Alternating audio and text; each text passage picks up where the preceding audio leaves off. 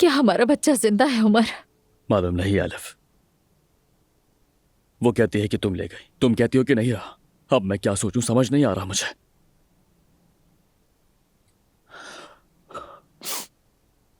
लगता है तुम मुझसे सच नहीं बोल रही हो। मैं कसम खाती हूँ जो बताए सच है। मैंने उस कच्चे घर में जाकर बच्चा पैदा किया था और ये भी सच है कि वो हमारा बच्चा है उमर। तो फिर क्या मैं उसका बाप हूं? क्या? बताया तो है तुम ही हो उमर।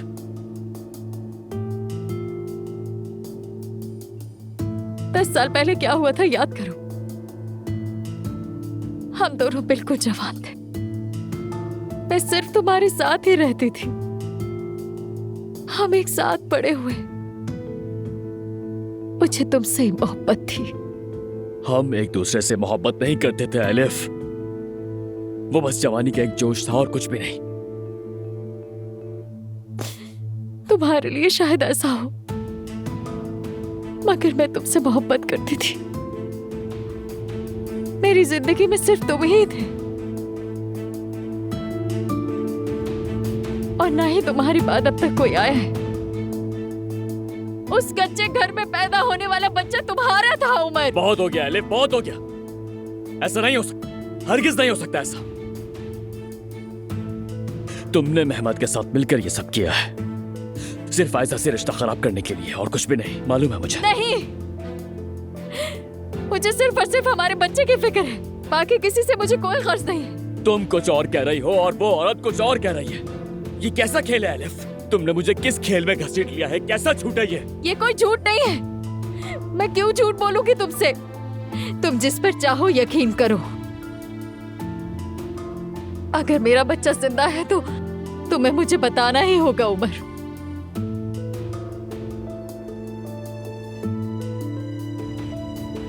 मैं तुमसे मिन्नत करती हूँ उमर, अल्लाह के लिए मेरी मदद करो। मुझे जुबैदा के सामने ले जाओ उमर। अगर उसकी बातें झूठी हैं, अगर हमारा बच्चा जिंदा है तो बरसों का मेरा दुख खत्म हो जाएगा। प्लीज मेरी मदद करो। ठीक है, मैं तुम्हें उस औरत के पास लेकर जाऊंगा। मेहमद का ये घिनौना खेल भी खत्म करूंगा।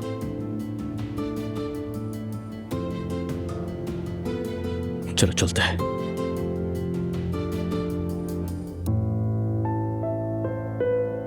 खालदा से बात की है मैंने। वो मेहमद से मिलने गई थी। मेहमद ने कहा है कि जो कुछ उसने बताया वो सच है। और क्या कहता अम्मी? ये तो नहीं कहता कि मैंने खेल खेला या झूठ बोला। बेटी, क्या इंसान अपने बच्चे के मामले में ये नहीं समझ सकता कि वो सच बोल रहा है या नहीं? अगर खालदा आंटी भी झूठ बोल रही हो तो? अरे बस भी करो। क्या अम्मी, खालदा साहिबा मेहमद की अकल के उस्ताद हैं। आपको नहीं मालूम उन्होंने औजान का रेस्टोरेंट किस तरह धोखे और चालाकी से छीना? अगर मेहमद कोई झूठ बोल रहा हो तो उसकी माँ भी उसमें शामिल होगी। लेकिन अम्मी बस कर दें, मेरा दिमाग खराब हो गया है। बस अब और नहीं। मैं हम दोनों के लिए कॉफी बना लेती हूँ। ठीक है।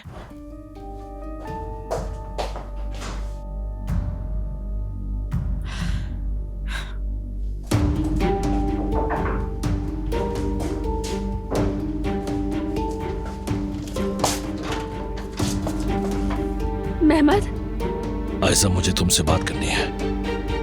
आयशा, मुझे तुमसे बात करनी है। आयशा, मेहमद यहाँ से चले आयशा, जाओ। तुमसे बात किए बगैर मैं यहाँ से नहीं जाऊंगा। ये जूते देखो, ऊपर पहनने के लिए भी चीजें लाई हूँ। ये देखो कुछ इस तरह की हैं। बस यही सब चीजें लाई हूँ भाई के लिए। जाहिर है वो अचानक ही निकल गया था, उसने पहनने की कोई चीजें ही नहीं रखी। वाकई उसके पास कुछ भी नहीं था। बहुत अच्छा सोचा तुमने जोया। वो दरवाजों के फ्रेम टूटे हुए हैं और छत भी टपक रही है। असल में जब यहाँ कलर हो रहा था तो ये सब भी रिपेयर हो जाना चाहिए था। हमने सोचा है आहिस्ता आहिस्ता ठीक कर लेंगे।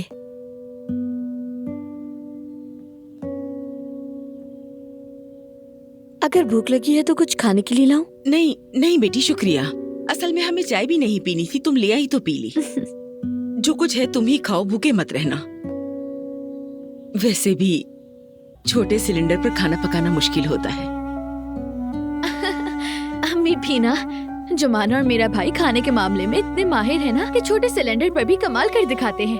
बस यूं समझ लें।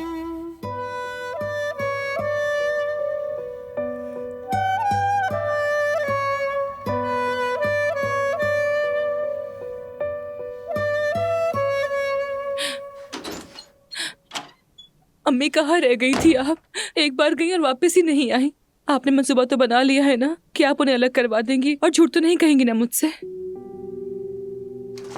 नाज़ली, मैं तुमसे कभी झूठ बोलती हूँ क्या? अभी हमीद साहब के पास से आ रही हूँ। क्या हमीद साहब के पास आप क्या करने गई थी? मैंने बॉम्ब की पिन निकालकर जुमाना के घर के आगे फेंक दी है। थोड़ी देर में तुम्हें धमाका सुनाई देगा। कैसे? क्या मतलब? मैं सीधी हमीद के सामने गई और कहा, तुम्हारा बेटा हमारे मोहल्ले में जुमाना के साथ एक ही घर में रह रहा है। उसे बताया जुमाना के बाप के हाथ बहुत लंबे हैं, अगर उसे पता चल गया तो वो सब कुछ जला देगा।